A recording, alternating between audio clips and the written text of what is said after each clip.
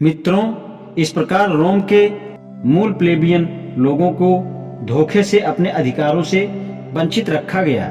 लेकिन ध्यान देने वाली बात यह है कि प्लेबियन लोगों ने भी अपने आप को धोखा दिया जाने की आज्ञा इसलिए दी, यानी स्वयं के साथ धोखाधड़ी होने दी, क्योंकि विशिष्ट वर्ग के पेट्रिशियन लोगों की तरह उनका भी यह दृढ़ विश्वास था कि किसी सरकारी अधिकारी को अपने पद का कामकाज शुरू करने से पहले डेल्फा देवी की मंजूरी प्राप्त करना बहुत जरूरी है। लोगों द्वारा सिर्फ चुना जाना ही काफी नहीं है। यदि सामान्य प्लेबियन लोगों ने यह मांग की होती कि चुनाव ही पर्याप्त है और देवी की मंजूरी जरूरी नहीं है, तो वे उस राजनीतिक अधिकार का पूरा लाभ उठा सकते थे जो उन्होंने हासिल किया था। लेकिन उन्होंने ऐसा नहीं किया था। उन्होंने कोई दूसरा व्यक्ति चुनना मंजूर कर लिया था जो उनके लिए कम स्वीकार्य जबकि डेल्फा देवी के लिए अधिक स्वीकार्य व लाभदायक होता था, जिसका असल में अर्थ था कि वे पेट्रिशियन लोगों के अधिक आज्ञाकारी व उनका पसंद का ज्यादा ख्याल रखा। धर्म छोड़ने की बजाय सामान्य लोगों ने अपने उन भौतिक लाभों को भी छोड़ दिया जिसके लिए उन्होंने कड़ा संघर्ष किया था। क्या इससे यह साबित नहीं होता कि धर्म यदि धन से अधिक शक्तिशाली नहीं है तो कम से कम उसके बराबर शक्तिशाली तो जरूर है।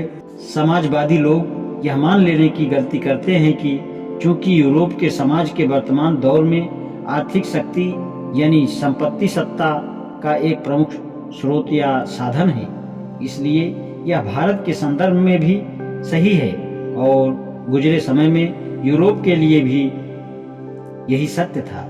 धर्म, सामाजिक दर्जा तथा संपत्ति यह सभी ताकत और सत्ता के साधन हैं जिन्हें दूसरे की आजादी को काबू करने के लिए कोई भी व्यक्ति अपने पास रखता है। इनमें कोई एक समय तो दूसरा दूसरे समय प्रभावकारी होता है। सच यह है कि यदि आजादी आदर्श है और आजादी का मतलब उस प्रभुत्व के विनाश है जो कोई दूसरे व्यक्ति पर कायम रहता है, तो इस पर जोर नहीं दिया जा सकता है कि आर्थिक सुधार एक ऐसा सुधार है जो अनुसरण करने योग्य है। यदि किसी समय या किसी समाज में सत्ता व शक्ति का साधन सामाजिक और धार्मिक हो तो सामाजिक और धार्मिक सुधार को एक जरूरी सुधार के रूप में स्वीकार किया जाना चाहिए। इस प्रकार भारत के समाजवादियों द्वारा अपनाए गए इतिहास की आर्थिक व्याख्या के सिद्धांतों में दोष निकालकर आलोचना की जा सकती है। लेकिन मेरी मान्यता है कि समाजवादियों का यह दावा कि संपत्ति का समानीकरण या बराबर बंटवारा ही असली सुधार है और यह अन्य सभी सुधारों से पहले होना चाहिए। फिर भी जो मैं समाजवादियों से पूछना चाहता हूं कि क्या आप पहले सामाजिक ढांचे में बदलाव व सुधार लाए बिना आर्थिक सुधार कर सकते हैं? ऐसा लगता है कि भारत के समाजवादियों ने इस सवाल की ओर कभी ध्यान ही नहीं दिया।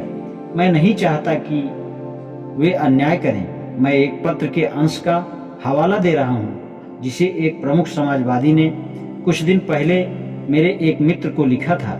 इस पत्र में उसने लिखा था, मेरा यह विश्वास है कि हम लोग तब तक भारत में एक स्वतंत्र समाज तैयार नहीं कर सकते हैं जब तक एक वर्ग विशेष द्वारा दूसरे वर्ग का शोषण, दमन या उसके साथ दुर्व्यवहार जारी रहता है। समाजवादी आदर्शों में विश्वास रखते हुए मेरा यह पक्का विश्वास है कि समाज के विभिन्न वर्गों और समूहों में आपसी व्यवहार की बराबरी होनी चाहिए। मेरा विचार है कि यह समस्या और समस्याओं का केवल एक समाजवाद ही सही हल है।